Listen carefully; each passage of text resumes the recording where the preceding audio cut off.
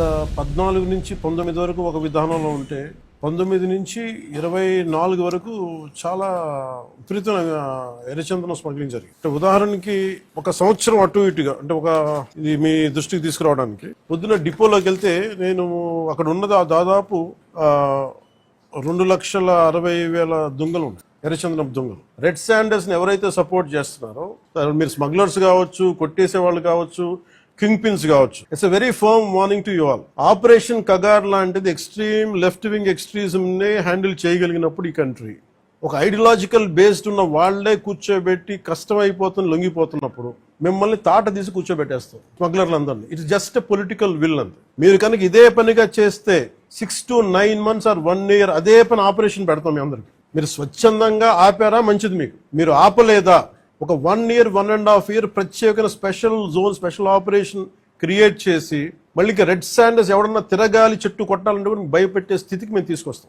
Major మీకు ఒక act ఉంది, ఎవరన్నా సరే రెడ్ శాండర్స్ చెట్లు కొడితే వాళ్ళ ఆస్తులను కూడా సీజ్ చేయొచ్చు. ఆ అమెండ్మెంట్ ఆల్రెడీ చేస్తుంది ఫారెస్ట్ యాక్ట్ లో.